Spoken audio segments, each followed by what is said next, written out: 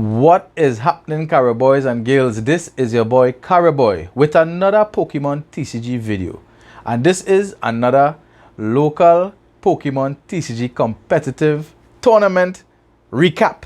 Yes man, yesterday the 27th of April, Saturday, we had another Pokemon League challenge at MVE Collectibles, and I must say that it was well attended. We had 27 trainers, players in this tournament. I believe this is possibly our largest challenge since we started having challenges, so definitely I am very grateful that the community is growing. Big up Butcher.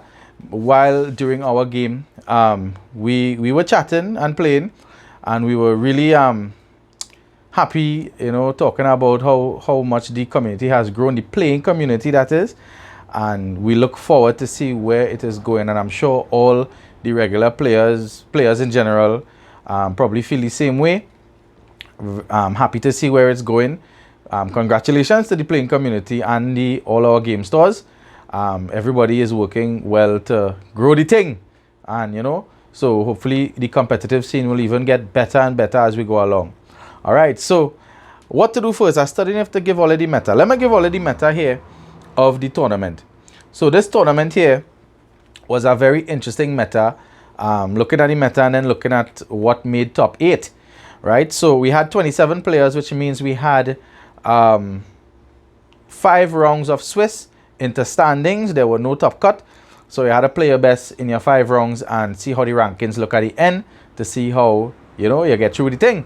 All right, so in the tournament we had a whopping appearance of the BDIF, as many people call it, but I mean the results might want to say different. We had 6 Charizard EX in the tournament yesterday, myself being one of the 6. All right, the other deck that made multiple appearances would have been Chin Pao EX, coming in with 3 Chin Pao EX decks in the tournament.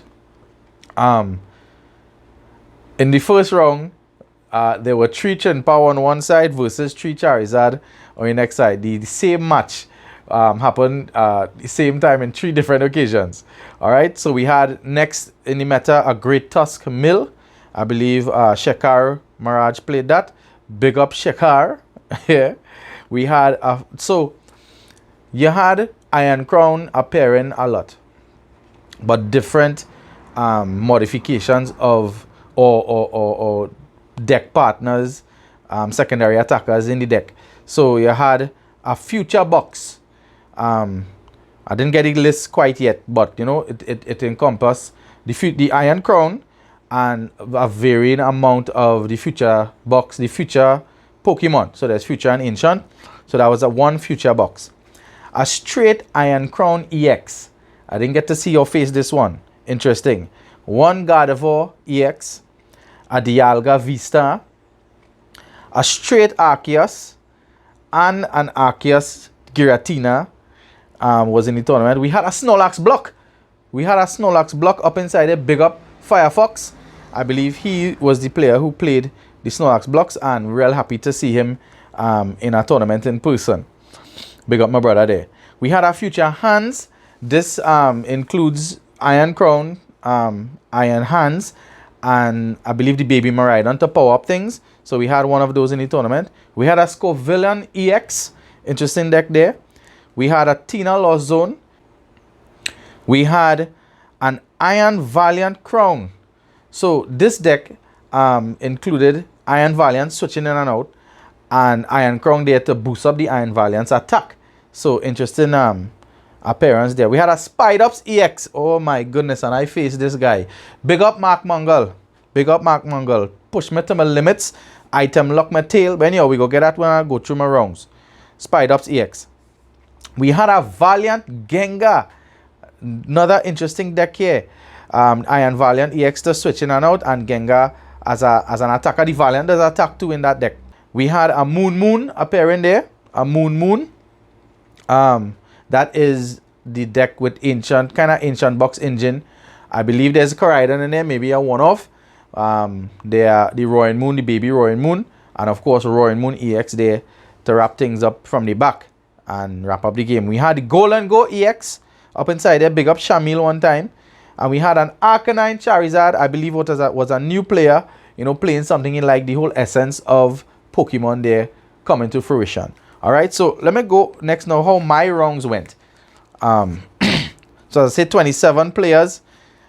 We had 5 rounds of Swiss, correct? Nice. My first round was against Nicholas Harry. Big up Harry one time, playing the Chin Pow. Harry would have had a slow start. I would have had a much faster start and was able to set up real quick. By the time he gets somewhat set up, I was able to target his back Excalibur, take that out, and kind of set him back even further. And then I fully set up. The game was pretty much over, and well, I guess he knew that maybe a couple prizes away. It was inevitable. Yeah, he decided to scoop the game, and I won round 1 there. Round 2 was versus Mark Mungle with Spidops EX and Venomoth. Oh my goodness. This little Venomoth cracking me titty, confusing my tail, and locking my items. I managed to get out one Charizard EX. And I think I should have just went aggressive, but I did not. I made a very dumb mistake in retreating my Charizard. I think, and in the moment, I actually forgot about the item lock because I wanted to set up another attacker that I could switch in and out with in the case of confusion. So that Venomoth confused me. With the confusion, and I forget about the item lock. And it had one round where I think I used Rare Candy to go for Pidgeot. Then I went for when I play Ultra Ball, Mark was like, "Yo, your item lock, And I said, "Oh, good." So both of we had a little kind of dull moment, but we could have fixed the game state. And we worked it out, just do back the plays, no knockouts were taken or gone into the deck any kind of way. Illegally, that is. So we was able to fix it and continue. Went straight down to time, 0 to 3 rounds. I knew I couldn't win the game, so I decided to play for a draw. The first time I played aggressively for a draw to at least scrape a point, and that happened. So I drew with Mark in the second round there. Round 3, I played against Butcher, big up Richard Butcher one time, playing the Gardevoir. In the last challenge at VRG, we would have faced each other, and I came out on top with the same deck, so it's a kind of rematch happening here. And Butcher managed to take this one, giving me my only loss of the challenge. It was a long game as well, and it reached a point where he was digging through his deck. He had his Curlier set up, and he reached a point where he got enough energy to knock out my Charizard anytime he wanted with Drifloon. So there was really no recovery there for me. So Butcher and I are 1-1 for each other with Charizard versus Gardevoir. Maybe if we meet up in the next one, which is the Cup, maybe we could settle that score in our best of three straight tournaments, right? Big up Butcher one time. My 4th game, oh my goodness, I think the long hard games are becoming my favorite games, especially when nobody brick and you just feel advantage and you walk away really upset that your deck didn't work. The game with Mark, as well as this game here with Jimmy, I faced off with Jimmy with a Charizard mirror, and we went another long game. I think we both were on the same page. Not too experienced playing Charizard mirrors. I think it was my first Charizard mirror playing Charizard, and so all I had in my head watching games and kind of studying how to do it or imagining. I was guessing, I would like to kind of bait a knockout, give he a kind of upper hand, so he would charge up my Charizard so I could take 2 prize knockouts easily. That was the plan, but you had to work. Sometimes you might go off route your plan and you have to adjust, and it just wasn't happening. And then I noticed the clock was at 4 minutes, and I knew I could not win the game, and my only out was to fight again for a draw. And so I did that. I tried to disrupt him and using boss and counter catcher, stick some things in the active. Because we both play similar lists. Our ace specs are different. He plays Bidoof, I don't. So there are some varieties with our decks. And we got down to time, went to 3 turns, and all he needed was a boss to win, honestly.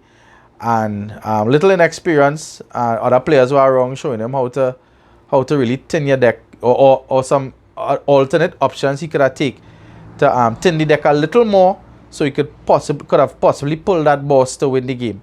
I had a fish on the bench and I was worried. I stuck his B barrel in the active and well, hope for the best. For my last turn, I went turn 2. I think he had the last turn 3 of the 3 rounds after time. And yeah, so my second draw for the evening was a long Charizard EX mirror. Alright, big up Jimmy again. My round 5 was against Mikhail, and Mikhail was playing the Valiant Crown. It was not an easy game. He was threatening with filling up crowns on the bench and powering up his attackers.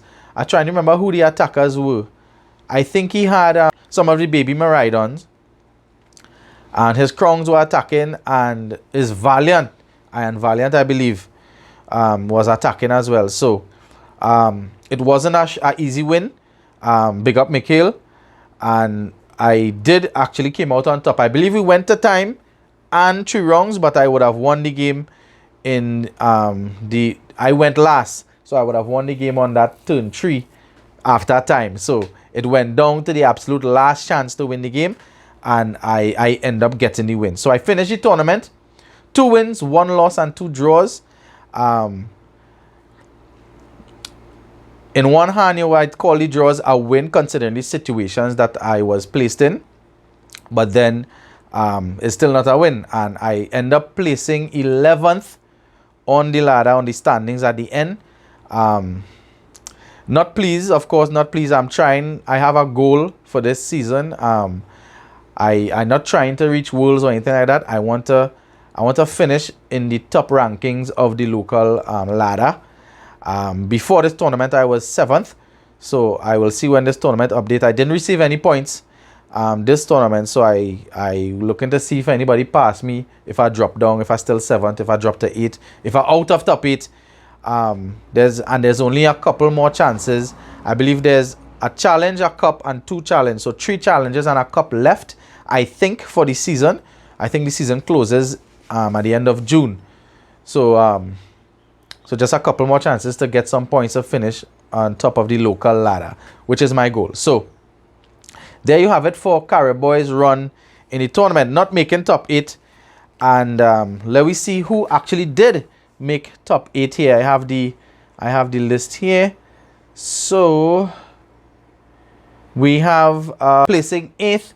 I want to big up Ricardo Chiado, as we call him, placing 8th with Chin Pao EX. Congratulations, sir.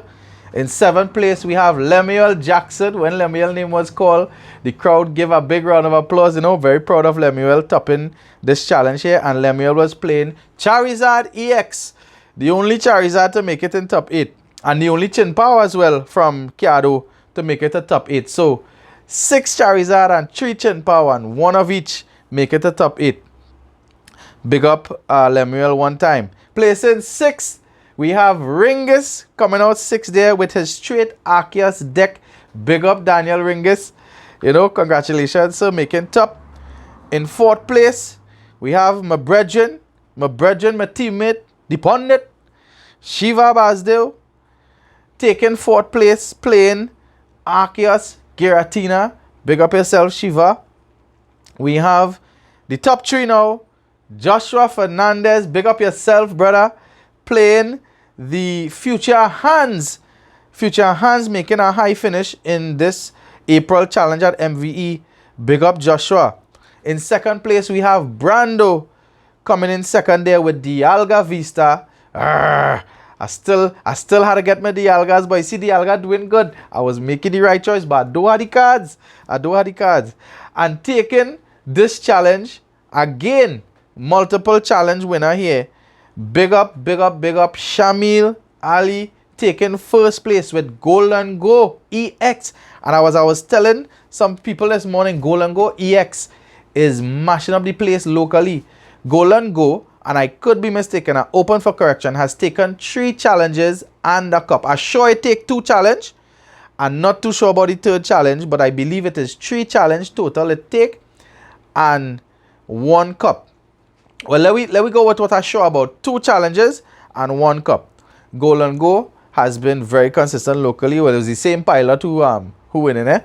So big up Shamil. I believe Shamil has also secured his spot after this tournament as the #1 local player on the Trinidad and Tobago ladder. So big up yourself, Shamil.